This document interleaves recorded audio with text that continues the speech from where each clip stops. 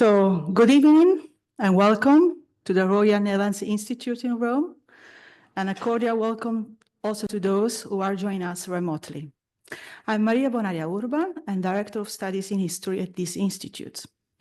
It's a great pleasure to welcome you to this fourth KNIR dialogue of the series on Roman Museum Legacies. And a very special welcome to our guest, Dr. Olga Melasecchi, Director of the Jewish Museum of Rome. Before we start the program of this evening, I would like to say a few words about our institute and its mission. The KNIR is the largest of the 5 Dutch scientific institutes abroad. We serve as an important bridge between the Dutch, the Italian, and the international academic community in Rome. In so doing, we aim to support research projects in the field of humanities carried out by scholars affiliated to the 6 Dutch university partners of the KNIR. Moreover, our academic community includes several Italian and international scholars who are KNIR fellows or associated researchers in the main research areas of the Institute: history, art history, archaeology, and antiquity. Among them, I'd like to mention Dr. Lauri Kalb-Cosmo, KNIR Museum Fellow, currently one of our NWIB Visiting Professor 2025, who is the organizer of this Museum Legacy series. This institute was established at the beginning of the 20th century in 1904 to carry out research in the Vatican archives that had opened 20 years earlier. But it soon expanded its area of activity to other fields of research, in particular the art history, Asian study, and archaeology. Since 1933, the KNIR has had its own building, designed by the Italian engineer Gino Cipriani and the Dutch architect Jan Stout. The building is located in the Valle Giulia, an area which was allocated for international institutions after the international exhibition in 1911. After the Second World War, the KNIR played an important role in the reestablishment of the scientific and cultural ties between the Netherlands and Italy. Since the early 90s, we have focused primarily on the academic world, and we have attracted a growing number of students and scholars. Our research mainly focuses on the dynamics and diversity of meanings of Rome that has been envisioned as the center of the world, Caput Mundi, from the Roman Empire to the foundation of the European Economic Community in 1957 and to the present World Heritage Site. Research at the KNIR is always linked to Rome, if not as an object of study, then as a source of information about other cultures in the world. And therefore, we shape the Institute research profile from the overarching concept of Rome in the world and the world in Rome. And starting out from our traditional focus areas, we are now also looking beyond Italy, the Netherlands, and Europe. And we view the whole world in relation to Rome and Italy. And this means that reflection on the disciplines and perspectives present at KNIR are high on the agenda. Considering the multiple configurations of Rome as the center of power, heritage, museums, archives, and libraries have always been crucial and therefore a recurring theme in our research agenda, but also in our teaching program. Among the several KNIR fellowships that we offer to Dutch and international scholars who collaborate with us, it is therefore not surprising that we have created the position of Museum Fellow. With this fellowship, we intend to study the role of museums as a window to further explore how collecting and displaying is a major process of knowledge construction. And given the long tradition of museums, Rome is the perfect place to investigate the role and the future of such institutions. This KNIR Dialogue series proposes a set of public lectures and conversation with current museum directors in Rome who are particularly engaged in institutional introspections. This is the 4th museum dialogue on Roman museum legacies. Previous guests have included Andrea Vigliani, the director of the Museo delle Civiltà, Francesco Stocchi, director of Maxi, Francesca Cappelletti, director of the Villa Borghese Museum, a program that shows the extraordinary richness and diversity of Roma museum heritage. Please let me remind you that this is a dialogue, so I would like to invite you to take part in a discussion that will follow, and feel free to ask questions. And now I think it's time to give the floor to the organizer of this event, Dr. Laurie Cosmo, and I only wish you a fruitful and rewarding dialogue. Thank you.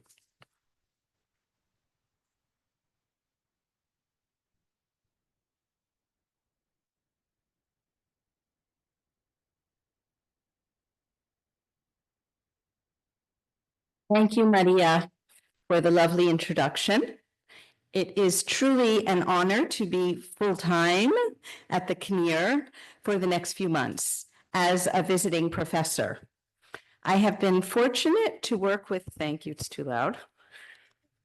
I have been fortunate to work with Maria as co-professor in the art history minor course, Fascism and Anti-Fascism, that she developed in Rome for the past couple of years, and to collaborate as a museum fellow with the talented scientific colleagues and wonderful staff at the KNIR. An art historian with a special interest in the history of museums, I am particularly devoted to the KNIR's Roman Museum Directors Dialogue series. It provides the chance to delve deeply into the foundational histories of some of the most renowned museums in Italy and the world, and explore how the current directors of these institutions reflect on, and in some cases, reshape their institutions' beginnings. So far, as Maria has told us, we have heard from the directors of the Museo della Civiltà, Maxi, and Galleria Borghese, distinctive Roman museums with varied histories based on their founders, collections, architecture, and politics. This series also complements a conference I am organizing at Leiden, my home university in the Netherlands, to take place in January 2026, titled Legacies: Why Museum Histories Matter, a conference to explore the meaning of inheritance. And the call for papers goes out next week if anyone's interested in participating. But this afternoon, it is my great pleasure to introduce our fourth director participating in this series, Dr. Olga Melasecchi, who is the director of the Jewish Museum of Rome. With a doctorate in medieval and modern art history from La Sapienza University, and a thesis on the iconography of San Filippo Neri from death to canonization, as well as training in art restoration, Dr. Melasecchi has been a professor at the University of Teramo and other Italian universities, and written numerous important publications about 16th and 17th century Italian painting.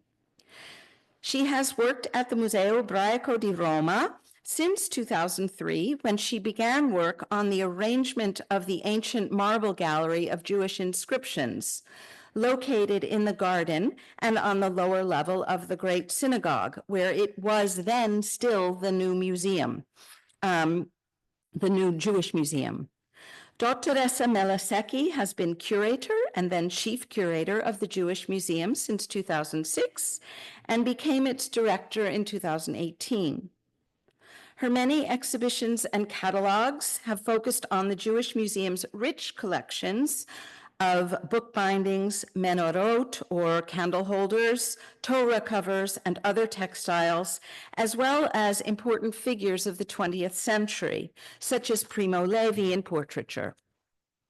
In 2014, she also co-curated with Marina Bacos and Federica Pirani, a groundbreaking exhibition at the Galleria d'Arte Moderna titled Women Artists of the 20th Century, Vision and Jewish Identity.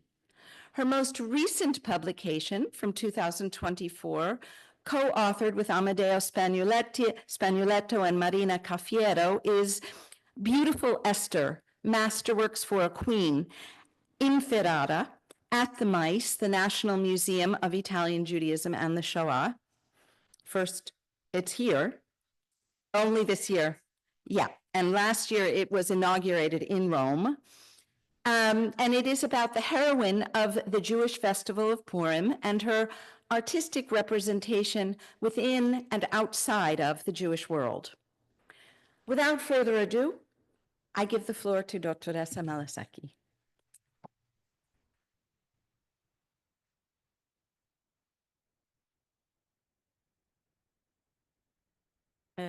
Thank you, Lori. Thank you for your beautiful words. And thank you to everybody coming to listen to this conference. I want to speak about the history management and promotion of the Jewish Museum of Rome. And in the meantime, I will do a guide, a tour of the museum. So, the Jewish Museum of Rome is a unique point of reference to discover the tradition, religion, culture, and the 2,000 years old history of the Roman Jews, one of the oldest communities in the world. The museum is located at the basement of the monumental complex of the Great Synagogue, which is part of the visit of the museum, of course. In 1870, with the end of the papal rule over the city, Rome became the new capital of Italy. Jews finally regained their civil rights and were free to settle anywhere throughout the city.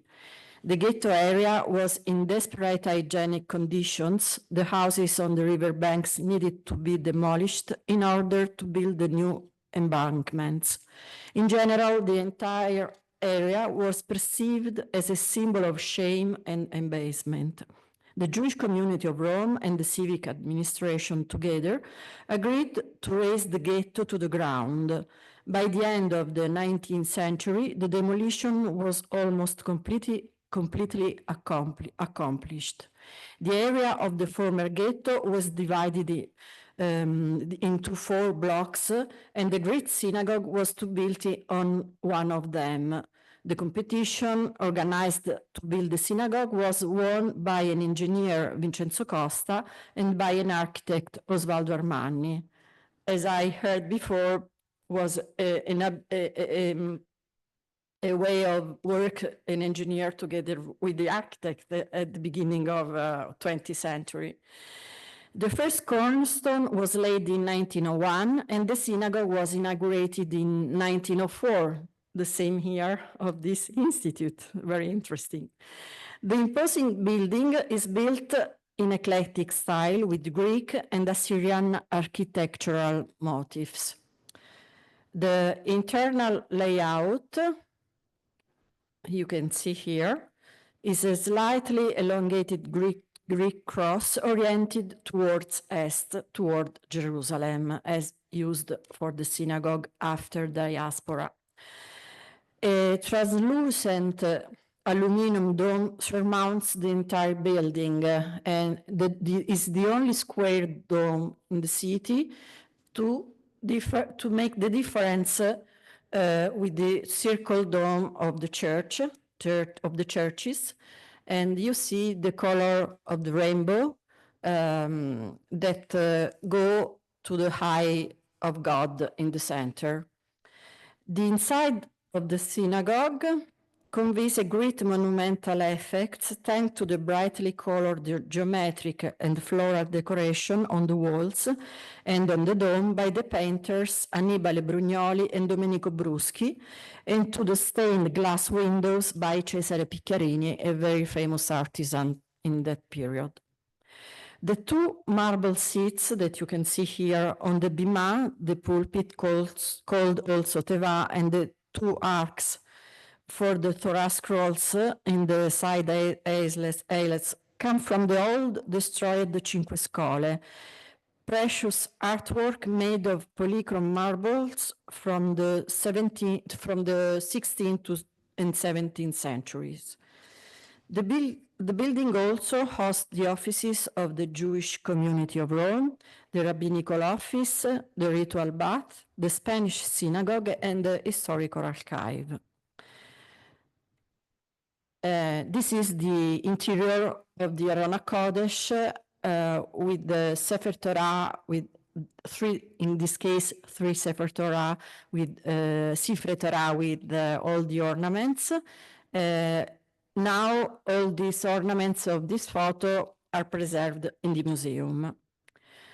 During the Roman age, the Judei, written in Roman Judei, whose number increased following the destruction of the second temple in Jerusalem and the diaspora, built numerous synagogues.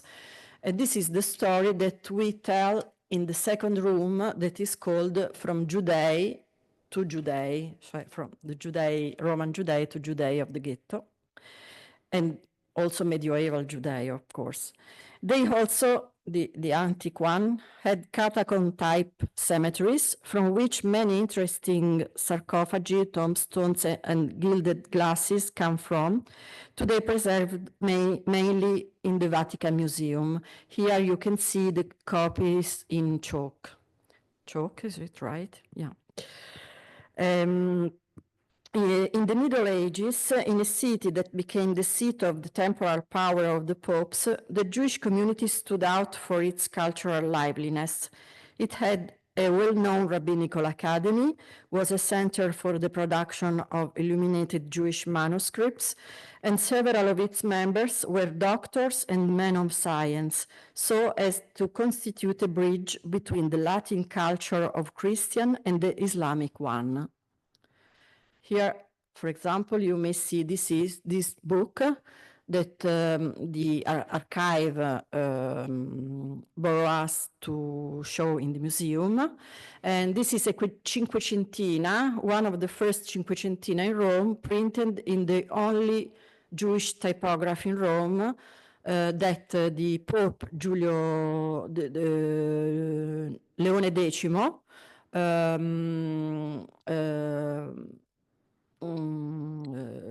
he give the permission to the Jews to have a Jewish typography. In 1492, many Jewish families expelled from Spain joined the original Roman nucleus of the city. It was a meeting between two important and very different traditions, which were soon forced to merge in the forced coexistence to which all Jews were subjected when the Rome ghetto was built in 1555. This is a painting by a Flemish artist showing of the first half of 18th century and second half of 18th century, and this is the market of fish near Portico d'Ottavia. You see here the Portico d'Ottavia, so now all this part doesn't exist anymore. Inside the ghetto, Jews were locked up in numbers ranging from 3,000 to 7,000 souls in various periods. There were small artisans and retailers, and even further down the social scale, the poor, for whom the numerous assistance brotherhoods functioned. Higher up, there were the bankers, whose activity was forcibly interrupted at the end of the 17th century, and an interesting group of entrepreneurs, often coinciding with the bankers themselves, active in the sector of trade and rental of art and furnishings, fabrics, furniture, carriages. So bankers were also merchants, so a double work. This is the first room of the museum and is the textiles wardrobe. All these drawers are crowd of textiles. As you can see also in this room, this is the room dedicated to the Festival of Life and the Festival of the Year. And this one, also the third room as well, And this one is the room dedicated to preserve and to expose the treasures of the collection. The permanent exhibition of the museum preserves and displays an extraordinary artistic and documentary heritage which has survived raids and destructions thanks to the care of its custodians, ever since a large part of these objects were used for ritual purposes. Even today, a small part of the precious artifacts is used for the same purposes. In fact, every year, on the occasion of some important Jewish holidays, precious fabrics and silver leave the museum to be transferred to some synagogues in the city. In this case, control of the state of conservation and care in transport are rigorous. The core of the collection includes approximately 900 fabrics and 400 silver pieces of liturgical use, what remains of the ancient decoration for the Sefer Torah. These complex ceremonial machines were composed of mail, mappa, and fascia, worked with ancient variegated fabrics and precious embroidery, combined with crown, rimonim, and half crown, all in richly chiseled silver, which were sometimes also joined by the yad for the reading of the Torah, and the paroquet to cover the aron with the tikkun for the teva, constituted the privileged gifts of the Jewish family to their synagogues in a period of time between the 17th and 20th century. Here you can see, in fact, one of the ceremonial adornment, totally complete with mail, crown, and rimonim. They were families resident in Rome for a long time or coming from the Lazio countryside, and above all, who took refuge here from Spain and the Kingdom of the Two Sicilies after 1492, linked, depending on the rite celebrated in each of them, to one of the 5 synagogues called Scola Nova, Scola Tempio, Scola Siciliana, Scola Catalana, and Scola Castigliana. Since 1555, the year the ghetto was established,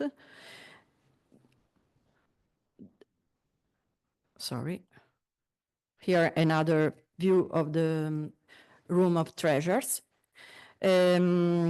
The 5 places of worship had been merged into a single building, therefore called the Cinque Scole building, the beating heart of the religious and aggregative life of the ancient Jewish quarter. The gifts given to them, together with many others made of more or less valuable materials, always intended for cult needs, were carefully noted in the inventory registers of the scholars, still preserved in the historical archives of the community. So here is the antechamber of the Spanish temple in the basement of the building, the same of the museum. And what you see here is the most ancient aron of the collection coming from Scola Catalana, and it was built in 1523, so in a Renaissance style, as you can see. This is the bima coming from Scola Nuova, also now in the museum, but this one, as you can see, is Baroque style, so coming from the 17th century. And this is the interior of the Spanish temple, organized with all the marbles taken from the old 5 scole. The aron come from Scola Castigliana, bima from Scola Nuova. The Sephardic or Spanish rite has been practiced in Rome, at least since the arrival of a large number of corregionalists from Spain. After the demolition of the Scole Catalana and Castigliana, the liturgy was preserved in one synagogue set up in 1908-1910 in a community building on Lungotevere Sanzio, which now no longer exists.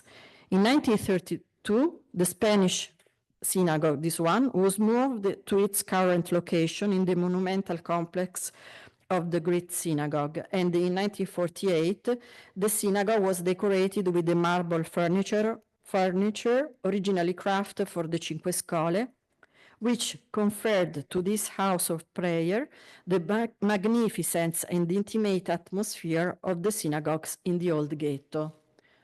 Atmosphere that you don't feel in the Greek temple.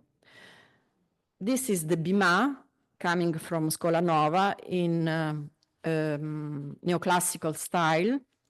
And you can see in this painting, now in a private collection, unfortunately not in the museum, the same Bima when was still in the Scola Nova with the rabbi reading the Torah wrapped in the mappa, which is the textile who covered the mappa, the Sefer Torah. All these silvers that you can see here now are in the museum. This one is the fifth room called From the Emancipation to Today. At the time of the racial laws in March 1941, Hugo Foix, that you can see here and here, the then president of the community, ordered, March 1941, ordered a general reinvention to testify to the actual state of the collection in Rome, in a Rome threatened by aerial bombing immediately before the tragedy following the collapse of fascism and the entry of the Nazis in Rome. He was terrified of bombing on the synagogue and all these items destroyed. So he, very clever, ordered a general reinvention of everything, a very museum practice, museology practice. Each object was thus assigned a new number, this time reported in two inventory registers, one for fabrics and the other for silvers. This reinvention was done with a move to a safer place in mind. In fact, as Foix himself wrote in his gripping account entitled Notes on the Rescue of the Sacred Furnishings of the Jewish Community of Rome from the German Robbery, written in between 27 November 1943 and 10 January 1944. In June of the same year, many of these furnishings were taken away and locked up in some large armored cabinets rented in the Roman headquarters of the Banco di Napoli in Via del Parlamento, with the exception of a part which was left in the treasury room to be used in ritual solemnities. Shortly before, he had in fact explained that in this room inside the major temple, there was a safe in which some sacred codes of exceptional historical value were kept instead of on the shelves of the community library. Hugo Foix's diligence turned into courage when he saved, with the help of the other generous people, all this material from the Kappler SS who had taken possession of the major temple in September 1943. I then thought, continues Foix in his report, not taking into account the warnings repeatedly issued by the Nazis under threat of death, to save at least the codes kept in the treasure room from the imminent confiscation. Taking them from the safe, I initially had them hidden in the temple itself under the amphitheater of the women's gallery. Therefore, those volumes were transported to the Vallicelliana library. But, as a lot of people know, 7,000 of very ancient books and manuscripts were stolen from the Jewish community of Rome, and still we don't know where they are. Even more dangerous was, a few months later, the rescue of the sacred furnishings, of whose existence the invaders had begun to have an inkling, the furnishings that were in the Banco di Napoli. The transfer of all the material from the Bank of Naples took place in broad daylight in the center of Rome, that is, in a heavily guarded area, just over a month after the raid of 16 October, and with the Germans already on the alert. So on 27th November 1943, just as fascist agents were in other rooms of the same bank investigating to trace our furnishings, so Foa wrote, these were withdrawn in their entirety and sent to another safe place.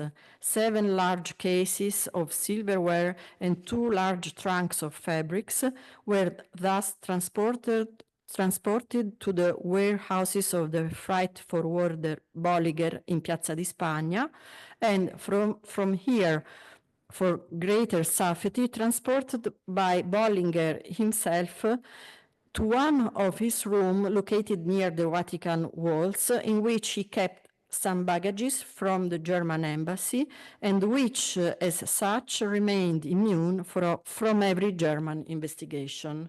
This was a very clever and very courageous act. So I can go on, but at the end of the Nazi occupation of the city on 25 August 1944, all the material was able to return to the community.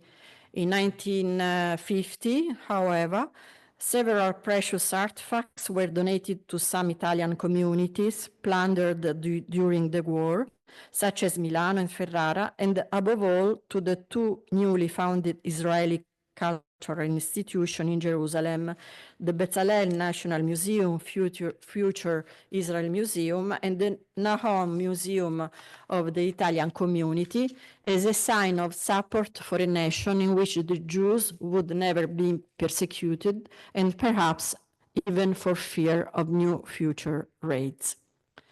Generous gesture, but short-sighted for the purposes of correct conservation of cultural heritage. For the first time and forever, objects that have been created to stay together are being divided. And this because until that moment, those works had been considered as having only liturgical importance, and no one had ever studied them or even photographed them.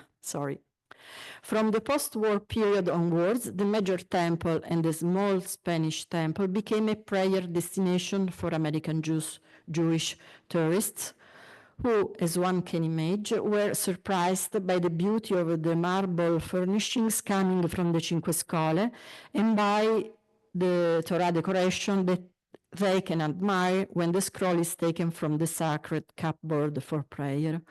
Also, to satisfy the request and the curiosity of these brothers, a small exhibition was set up in the room behind the Holy Ark of the Tempio Maggiore, today reserved for the reading of wedding contracts. The first nucleus of the future museum was in fact called the Permanent Exhibition of the Israelite Community of Rome, conceived in 1960, with the constant collaboration of the Chief Rabbi Eliot Oaf, and inaugurated on June 5th of that year. 3 years later, the exhibition moves upstairs toward the Tiber.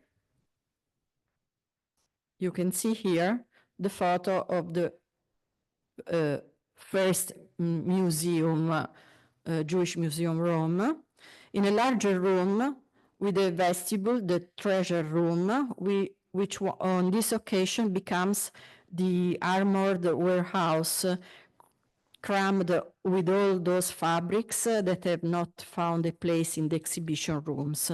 The conservation methods were not optimal, also due to the lack of space, but at least the fabrics were protected from light.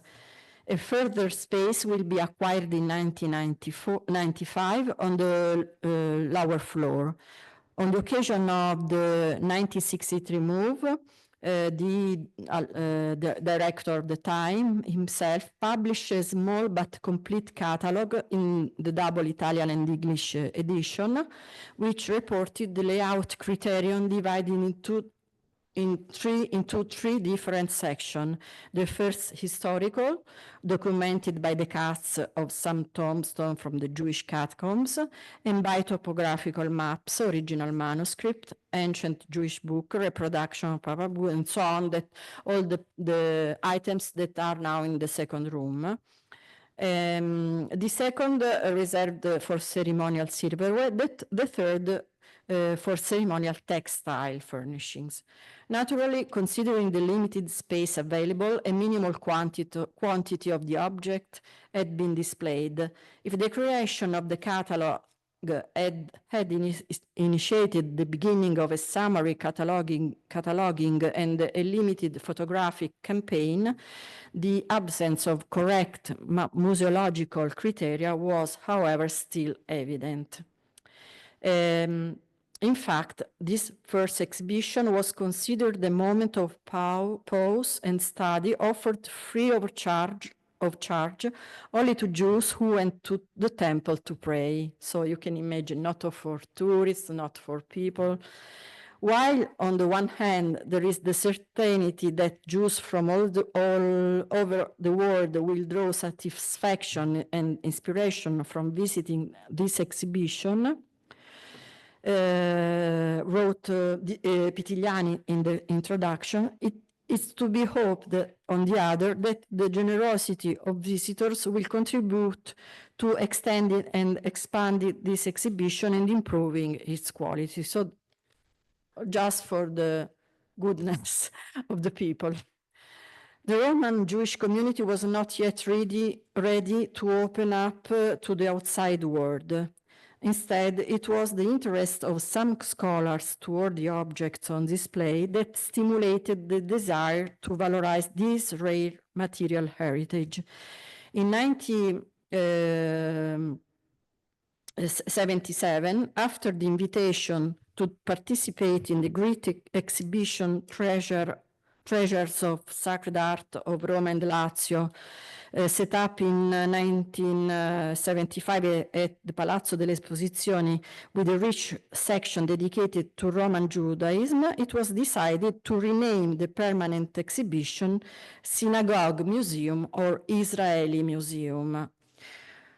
This greater awareness of the importance of the preserved objects and their use by a wider public took shape with the updating of the inventory and with the almost complete cataloging of the works between 1977 and 1982.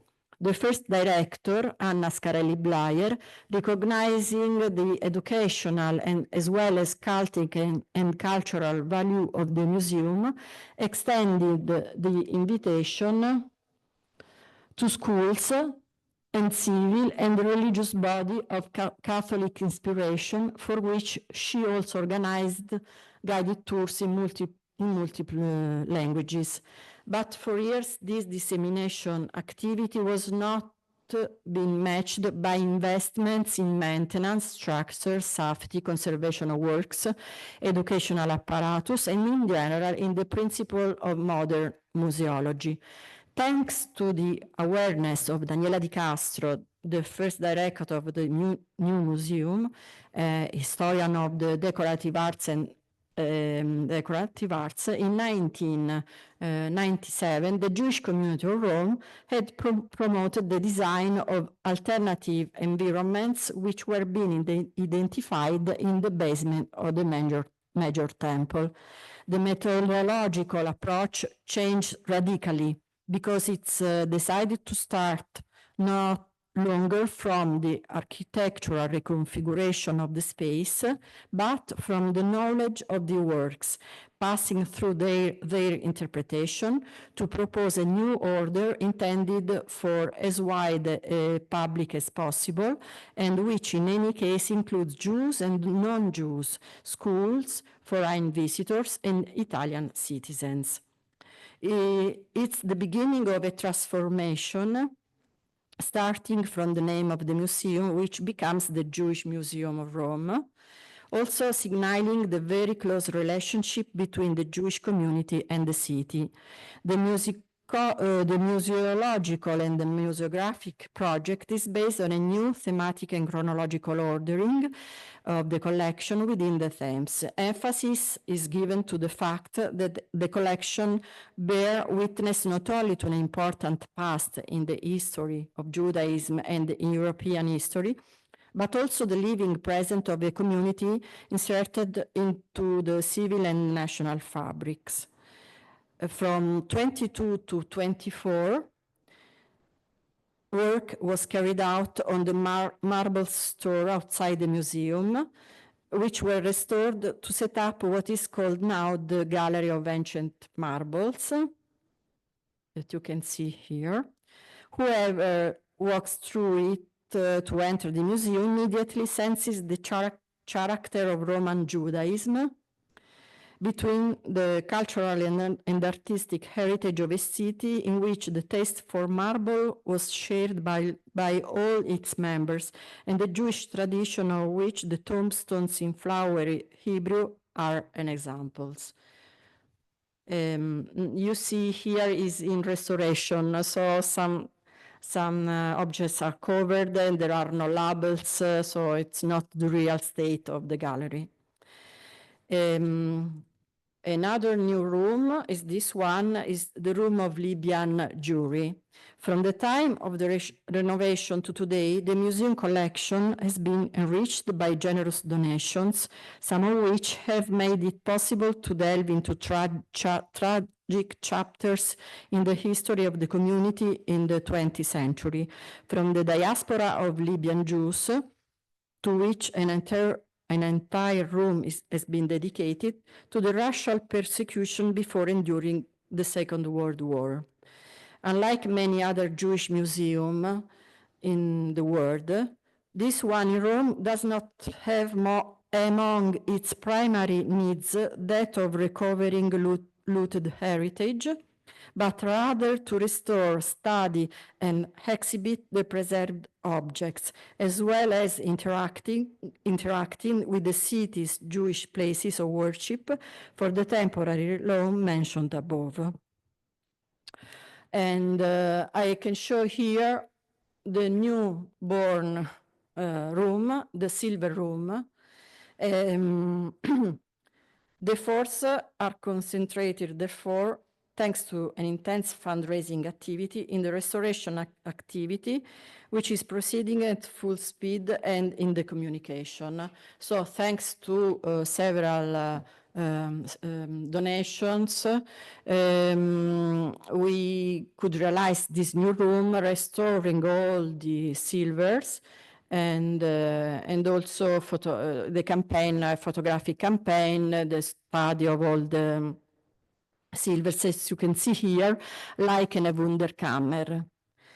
The current appearance of the Jewish Museum of Rome fully meets the requirements of the International Council of Museums, which defines a museum as a permanent non-profit institution, which acquires, conserving protected conditions, researches, communicates, and exhibits for reason of study, training, and pleasure, the material testimonies of people and their environments.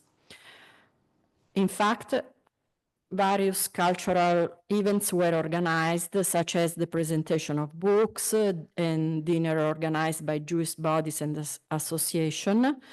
A lot of events just for fundraising. Alongside these ordinary activities are an extraordinary projects, such as large exhibitions, which, in addition to being an opportunity for more accurate research offer a wider audience new aspects of the life and culture of the Roman Jewish community, and even more, underline the artistic, intellectual, and religious connection with the rest of Rome. This is why Daniela Di Castro loved to repeat that the Jewish Museum of Rome is a great Jewish museum, a great museum of decorative art, and above all, a great museum of Rome.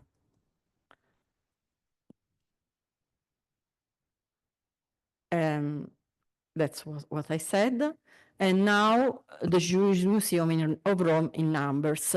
One president of the Foundation for the Jewish Museum Rome, 9 members of the scientific committee, 1 director, 1 organizational director of the museum education, 1 head of communication, press office and public relations, 1 conservator, 3 group and school reservation managers, 1 museum shop manager, 13 museum guides, 2 synagogues to visit, 3 languages of the explanatory panels, 7 languages in the audio guides, 8 rooms of the museum, 1 marble gallery outside, 100 items on sale in the museum shop, 700 square meters of covered exhibition space, over 3,500 objects present in our collection, and 89,000 visitors in 2024. 2024, it's not it was not, as 2023, a good period because of the war in Israel. So the first part of 2024, very little visitors, as the last 3 months of 2023. And now we hope to increase the number, as, for example, in 2019, that we had more than 100,000 visitors. And for a little museum like Jewish Museum is very important. Now, if I have got time, do you think I've got it, or just a little? Yeah, very quickly, so I don't read, I just explain you the photograph. I want to explain just some pieces of the textile heritage of the Jewish Museum Rome. The paracotte that I already showed you before. This one, for example, is the Baroque Zadik Baroque, donated by the Zadik family. And as you see here in the center, there is a manufacture coming from 17th century, reused in 19th century with all this part, it's all embroidered. With the column, you see, Solomon column, very, very rich, very painted, I can say, embroidered. And this is one of our masterpieces. Other paracotte are this one. This is a Malach, the Malach paracotte. And this was donated in 1704. You see the velvet here is a very precious velvet, Florentine velvet of the end of 15th century. Very, very few pieces of this kind of velvet now survive. It's a velvet with gold thread. We expose it in a very important exhibition in Florence at Uffizi in 2019.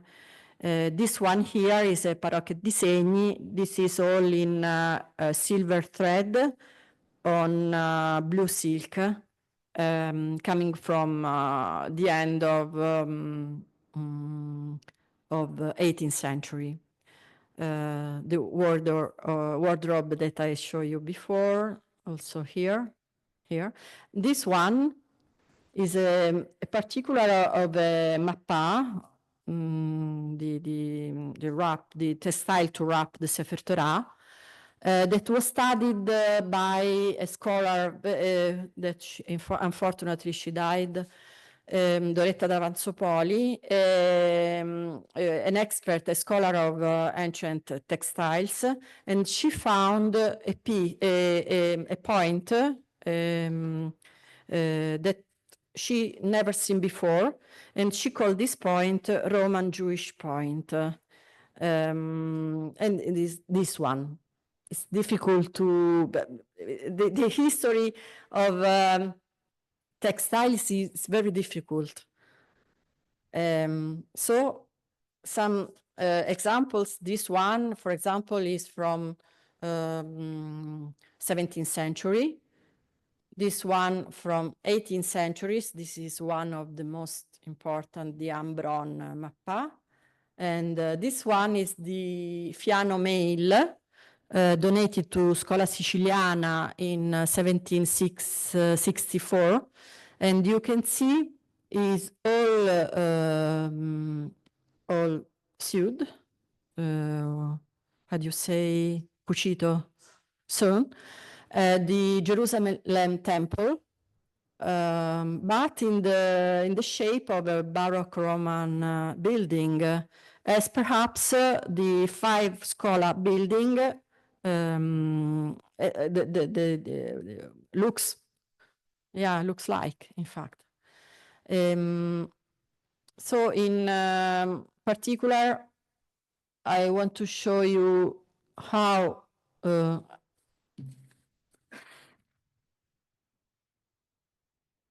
for example, no, this one.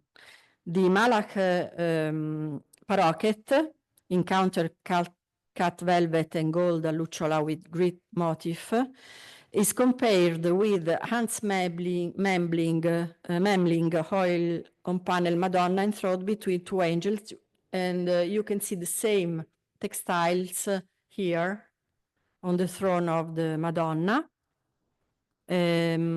Also, this paroquet frieze, this one, is the same of the dress of the Eleonora di Toledo in the portrait by Bronzino, 1545.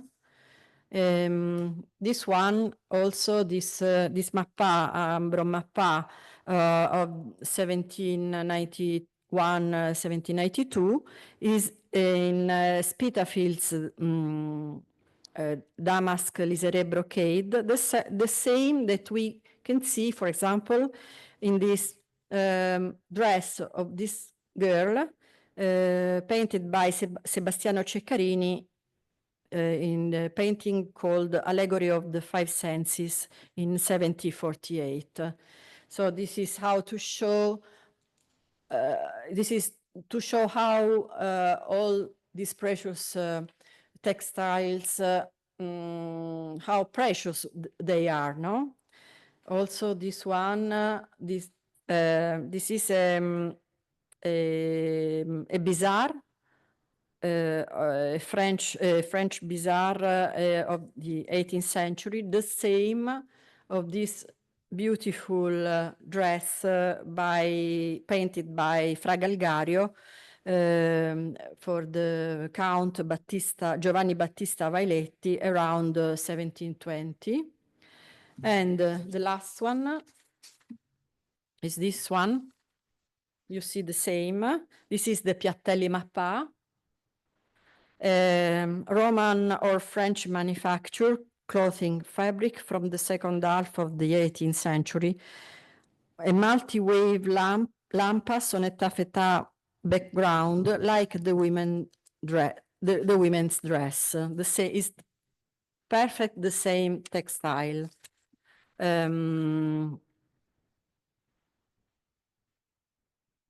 This dress here is preserved in Milan in the civic historical collection of Palazzo Morando. The dress, which follows the fashion of the robe à la française wrote Dora Liscia Bemporad, one of the most important scholar of decorative arts in Italy, is commonly defined as Andrienne. This is an Andrienne, a term that derives from the play of the same name by Baron, in which the leading actress Marie Dancourt wore it. This is just to tell the history of this kind of fabric. Yes, okay.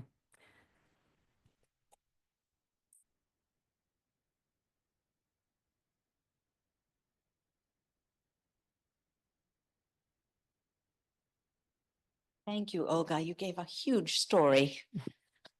Yeah. Okay, It was not easy to synthesize, yes, all the history of the Jewish Museum of Rome. but you did it. Okay.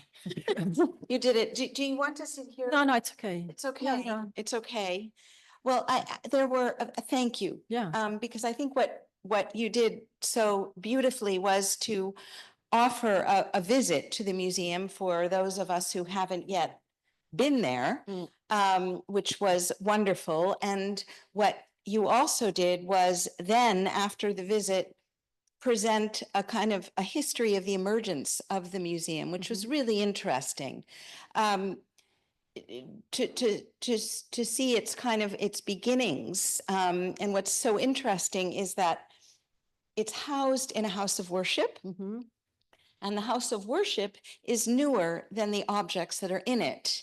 And how is that negotiated? How is that negotiated with the older things from a place that that was demolished?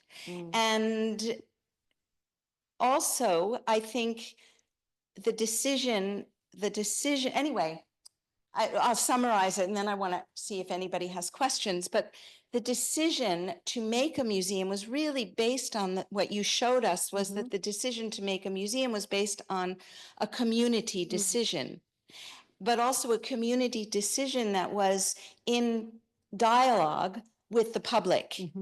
And how curious was the public? And this was a kind of series, a historical evolution, which I found really, really interesting, because I always wondered how the museum got to be. And there were, I guess, two other points. Yeah, in fact, this is the sentence of an American scholar about the museum, the curiosity, yeah. Yeah. And the other, I guess there were a couple of other things I wanted to say also was, in no particular order, you talked about the amazing textile collection, which is on display in the museum, and you talked about the sumptuous fabrics. And you are an art historian, and it's so interesting to see how you make visual connections between the design of the fabric and how you can find those designs in paintings. But my question to you, which I kind of know the answer already, but maybe the audience doesn't, is how did the community have access to these splendid, sumptuous textiles when they were locked up in the ghetto? Yeah. And so and you showed us some beautiful examples of the paroquet, the curtains that cover the Torah that are on display in the museum. But if you look carefully at them, they are squares. Yeah. They are seamed. They are not long bolts of fabric. And why is that? Maybe you can explain that. Yeah.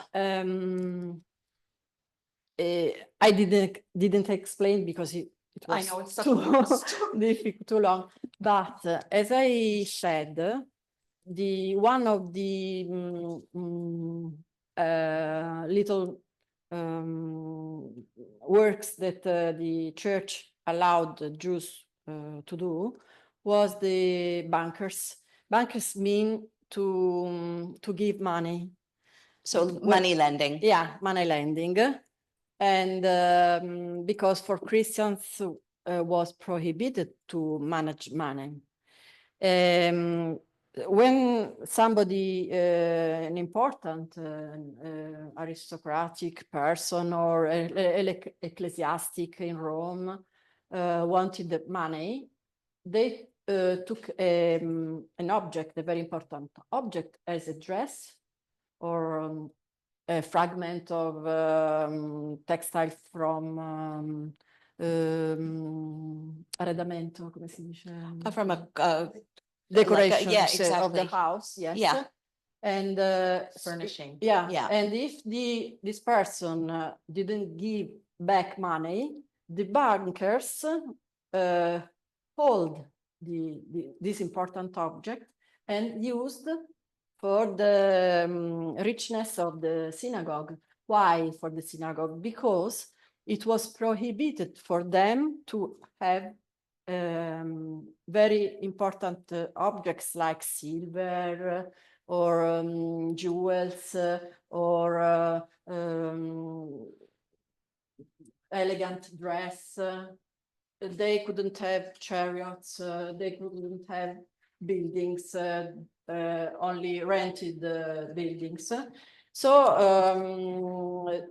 the richness of the community was only in the synagogue.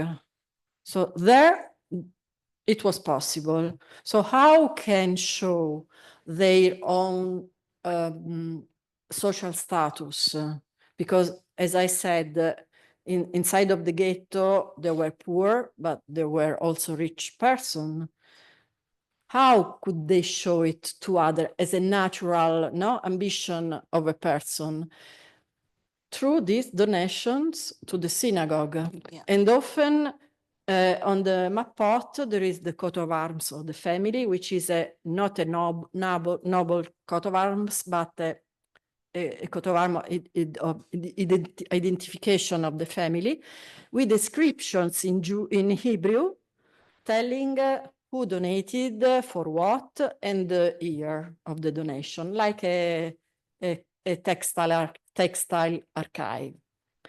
And so they are second-hand textiles, but also there were some merchants that were authorized by the church to buy new fabrics going to Civitavecchia, or also, for example, outside of Italy. Some, very little of them were authorized by the church.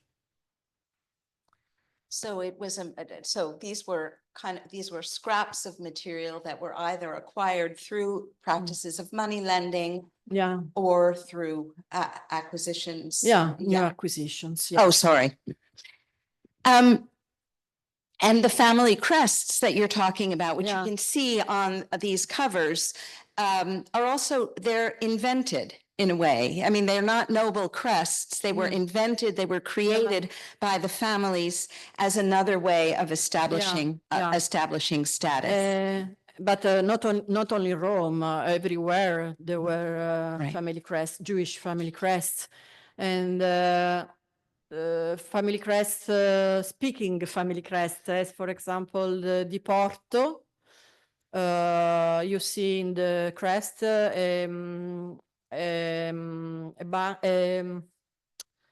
how do you say, harbor? A harbor. At the harbor. Yeah, with the boat entering the harbor, or Mieli family, which means honey. Some bees. So very interesting. Yeah. Yes, the Cori family, her hurt. So visual images of the meaning of the names. Yeah. Then I had another question, and then I want to open it up to questions from the audience. But I had another question. A couple of weeks ago, I was in Amsterdam at the Portuguese synagogue with students, my museum studies students, and we had a visit there. And also, the collection is under the synagogue in a treasury, the same way that the treasury is under the Tempio Maggiore here. And there was a lot of discussion about some of those objects are no longer able to be used. They're considered dead. So there are some Torah, there are some parchments, manuscripts that can no longer be used for religious purposes, but there are others that are still available. But there is a museum that, as maybe you can answer this. Because we've got a curator of the Jewish Museum of Amsterdam with us. Julie today. Cohen is here as a guest of Olga. And with the discussion, and we were with Paul Arias, and the discussion was who decides whether these objects can be used. I mean, there's a museum director, there are curators, but there's also a religious board. And I was wondering what you were listing, you gave that really in fact, complete list of the staff, but how does it work here in Rome? Some of them for the Jewish holidays are lent to several synagogues in Rome, and because that's why the people who go there to pray are used to see every year the same objects. So it's a tradition that they want to maintain.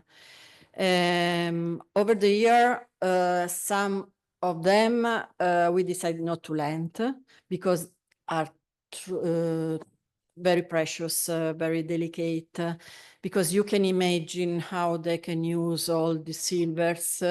Often when they come back, for example, something is broken, something is not the same place.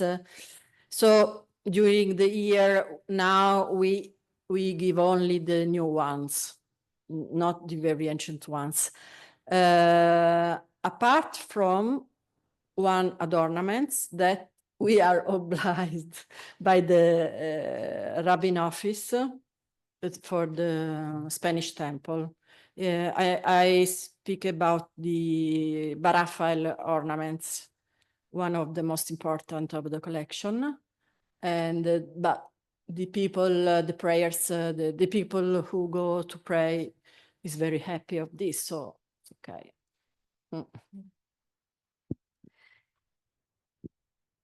Are there any questions?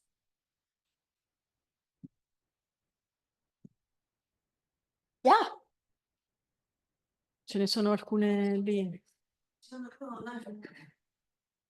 Oh, and there's some online. Thank you all for all of you online visiting. It's wonderful to have you. Should we answer? Well, question before that. The last thing you said, Dr. Melasecchi, you said about the use of objects in a museum for religious purposes. So maybe a reflection on the specific characteristic of this museum. We think of museum as a place where we preserve objects. It's clear that this museum is something different for a community. So can you say maybe a bit more about the relation among the community and the museum itself? Because I think it's very important in the But the museum is it belongs to the community. We are not part from this. The museum belongs to the community. 4 years ago, it was born the foundation for the Jewish Museum Rome, but it's also in the, for example, in the CDA, in the, how do you say in English? I'm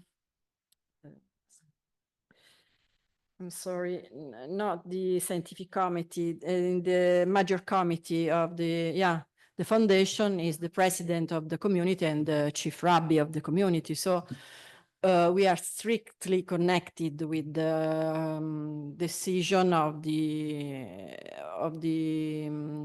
chief rabbi and the presidents of the community. And this is why this is in a certain way, it's okay for the decision that we can take because we are not connected with the state. So the work is less bureaucratical than for a national or civic state museum. On the other way, we have to find money because we have a lot of visitors, but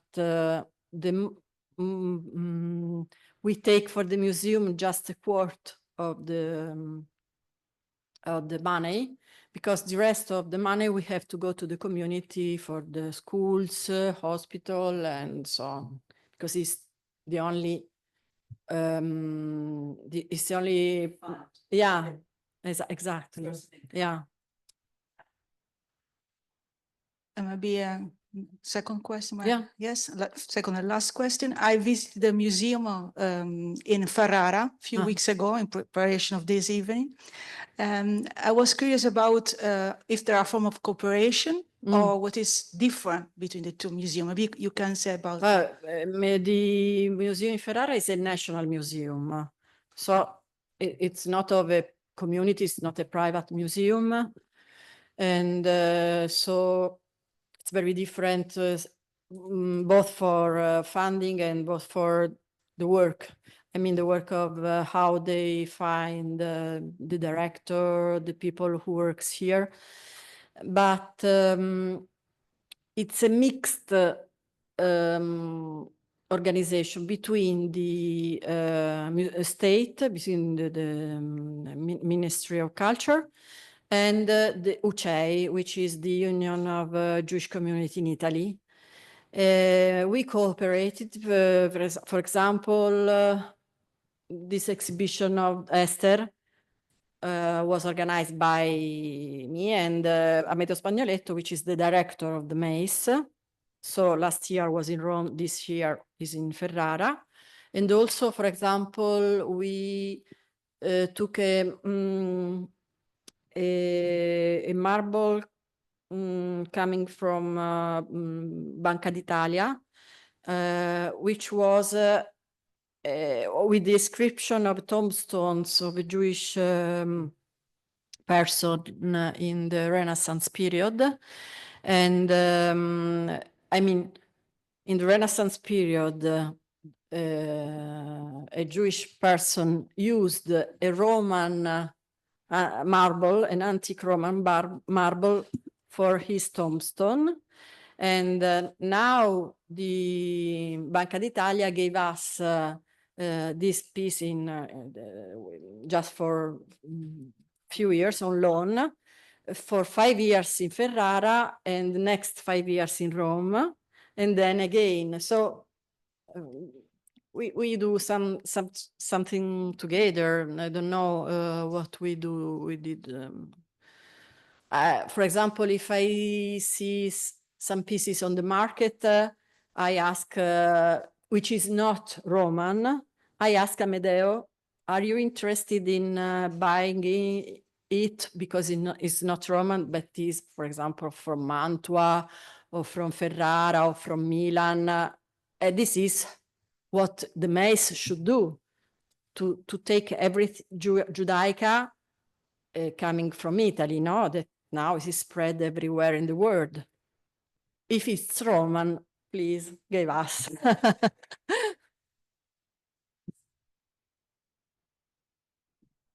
Elspieta. I'm just curious because you told us about the Libyan collection. Do you have any Ashkenazite items inside the museum as well? In the silver rooms, the new one, there is the Ashkenazi wall, and they are items donated to the community, and for example, in first half of 20th century, and to the museum recently, both on the market and so on, because of course Ashkenazi come from Austria, Germany, or Russia Poland. Poland, of course, yes. Eh? Or no, Venice is not Ashkenazi. No. Also in Venice. Yes, Yeah. of course, but they are ancient. Yes, an Ah, ancient. There's, I think, you have a question as well? I'm coming. Oh. And then.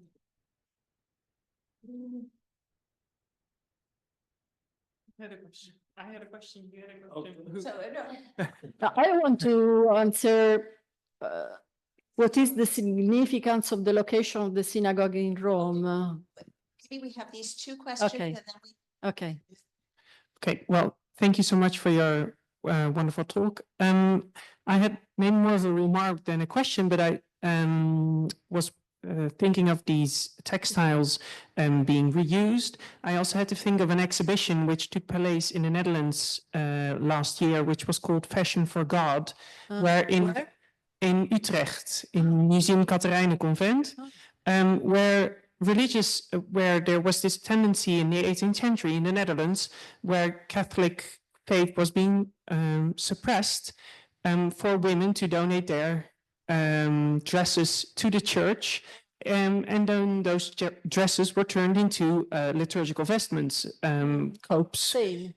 And I found it very interesting that there is this almost exact parallel between Catholicism and Judaism here in Rome, with those same tendencies, and also oppression in times where the rich materials are scarce and then being reused to create, from secular pieces turned into religious vestments. So I found it very interesting. Yeah, very interesting. Thank you.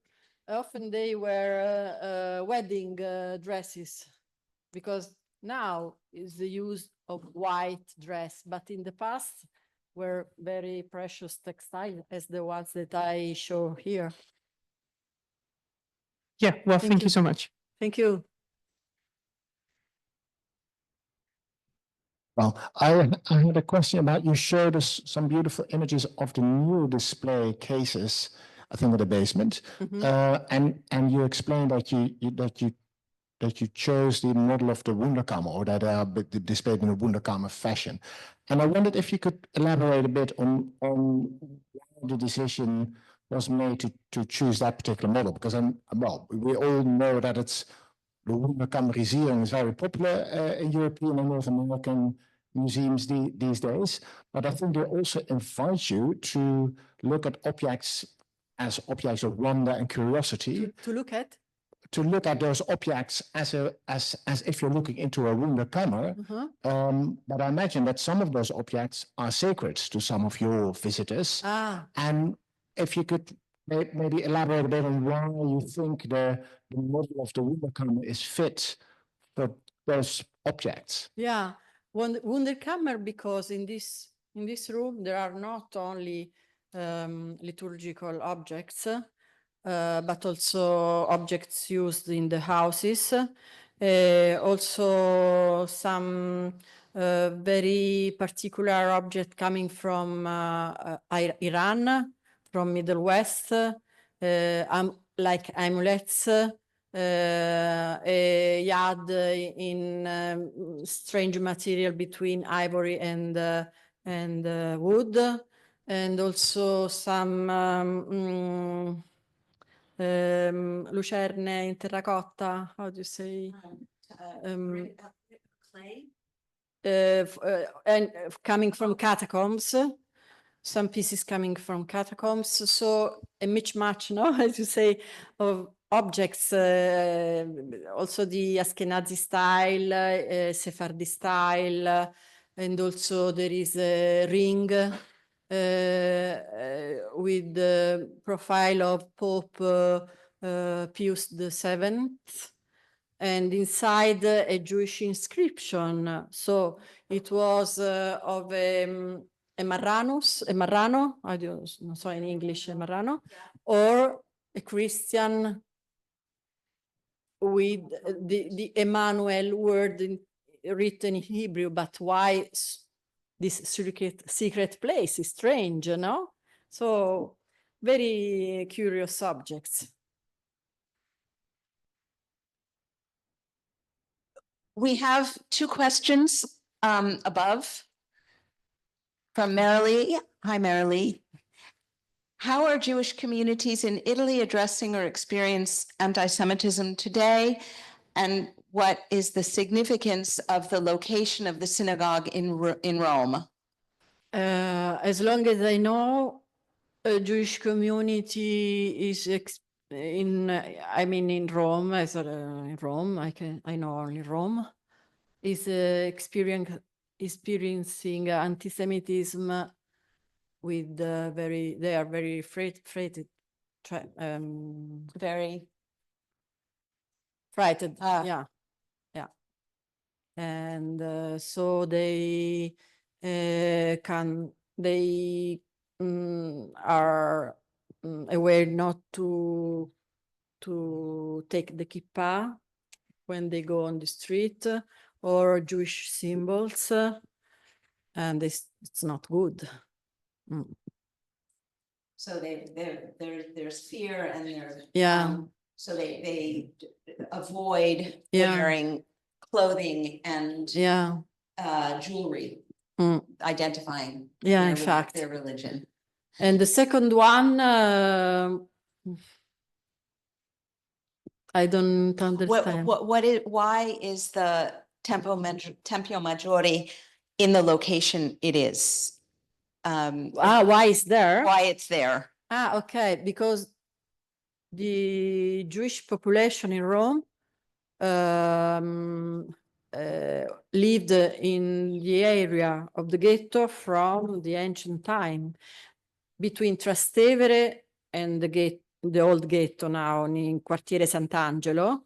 It was they were places of commerce near the river, and the Jewish population lived of commerce. So they have to stay near the river. And in fact, in medieval era, more in Trastevere. In Trastevere, now there is the old synagogue, just the pieces to see in part of Trastevere. And Trastevere was the old cemetery, Jewish cemetery, that in Baroque period was transferred to Aventino Hill. And then during the fascism, this cemetery was transferred to Verano.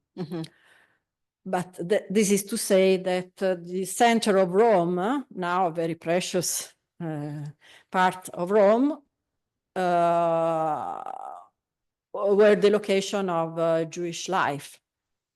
And also in Ostia Antica, for example, there were a very big community when Ostia was the harbor of Rome, so a point of commerce, a very important point of commerce. And also the location of the Tempio Maggiore is on the river. It's quite visible. And that was intentional after the liberation of the ghetto and the 5 schools that you were talking about, which was one building that during the ghetto period, which lasted from 1555 to 1870, the community was allowed one building for a house of worship, and they could have as many as 5 small synagogues, which reflected the various communities that came from Spain or Sicily, etc. But the present location is really less than a block away from where the original ghetto synagogue was. So, and it's as you also mentioned, it's the only square domed religious building in Rome. So it is identifiable and intentionally so. And its location it was built in, it opened in 1904 and 1904. And it was a bit of a triumph. It was it was meant to be. Yes, well, it was the symbol of the emancipation of the Jews of Rome. Yeah. So they were very proud of their synagogue, of their new synagogue. Yeah. Mhm.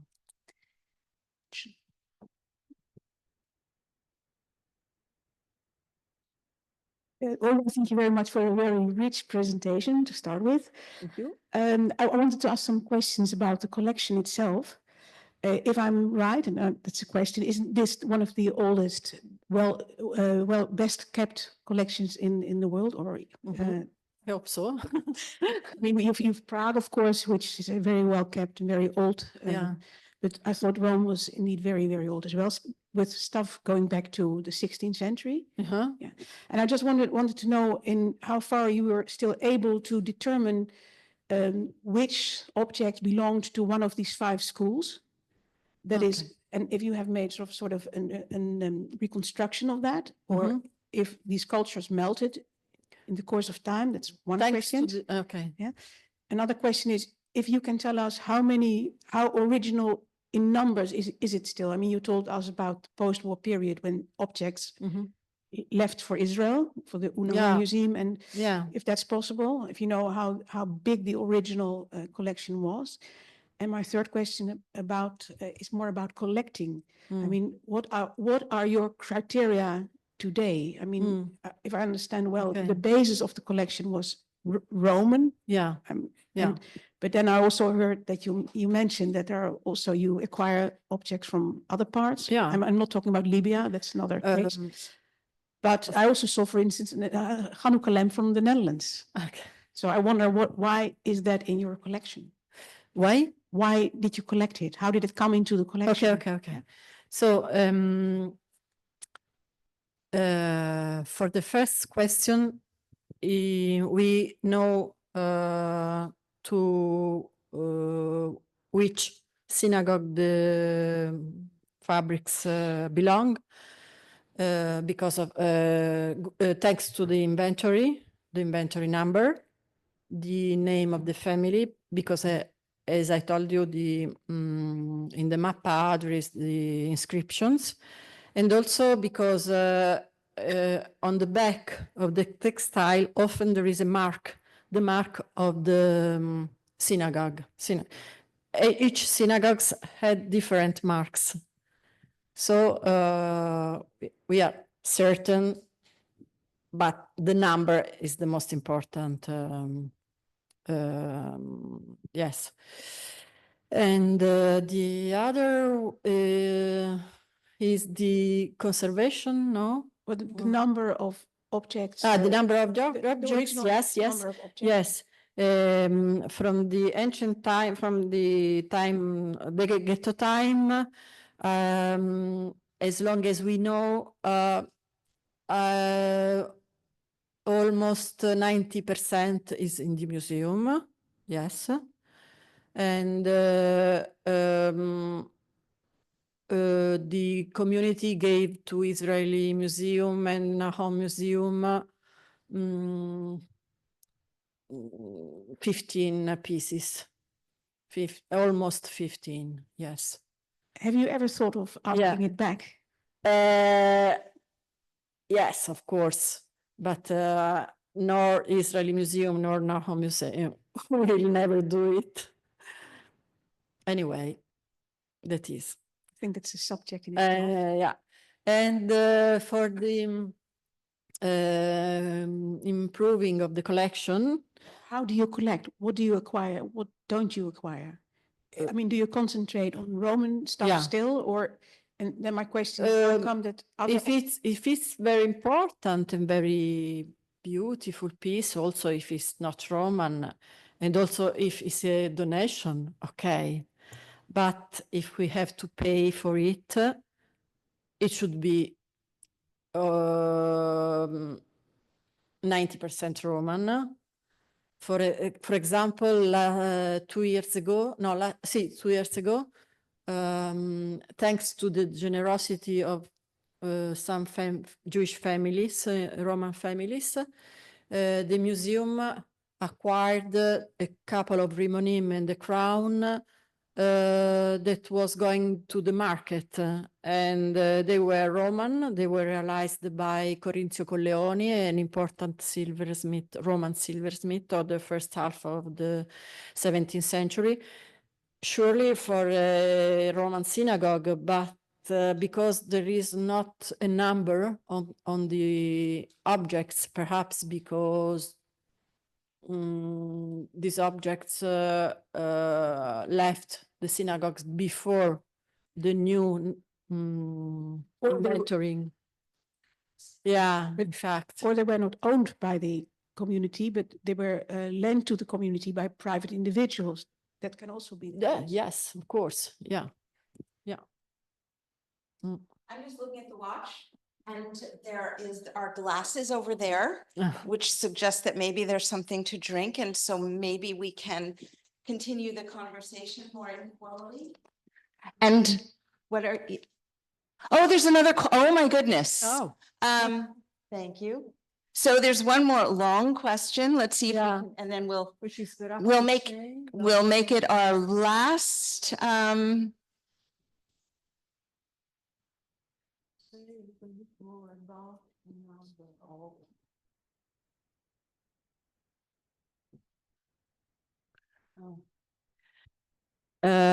The inscription, the ancient ones, not the Baroque or Renaissance period. I think that the archaeologist is interested in the antique one.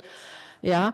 They are in, most of them are in Greek, because Greek was the international languages. They are dated the 3rd century after Christ, and they come from the catacombs, but they are copies. The original ones are in the Vatican Museum or in the Museo delle Terme. We have just one is original and come from the catacomb of Vigna Randanini near Appia Antica. Nothing from Ostia. And what else? Some are in Latin and very few in Hebrew. And we know that are Jewish because often there is a symbol, often there is the menorah or other Jewish symbols. And does the community still feel connected to this ancient inscription? I think so. Why not? Yeah. Just now, few days ago, in Ostia Antica, they found an ancient ritual bath. Yes. And this coming from the as well the 3rd century after Christ. So this was perhaps the most important century for the Jewish in the antiquity, Roman Jewish in antiquity. If I just may add, because it's a curiosity, we have a course in 2 weeks here for students. It's a course on Jews, Christians, and Mithraists, and they will visit actually that ritual bath in Ostia. They gained permission to go there, so that's a wonderful coincidence. Now it's not still to the open to the public. No, not yet. No, but they found the yeah, and also yeah. I took the staff of the museum. I had the permission from the director of the Ostia Antica to see. We were very happy. Yeah. And just to add that, it's because I live next to it, but the catacombs, the Jewish catacombs of Villa Torlonia are being prepared to be open to the public as a museum within the next 2 to 3 months. And it's a huge 3rd and 4th century Jewish cemetery with 4,000 graves. I've never been there. Yeah. No. No, it's really interesting. So I just want to thank you. No. It's been a really enlightening and wonderful talk, and a pleasure and an honor to have you and myself to be here. So thank you. Thank all of you for coming.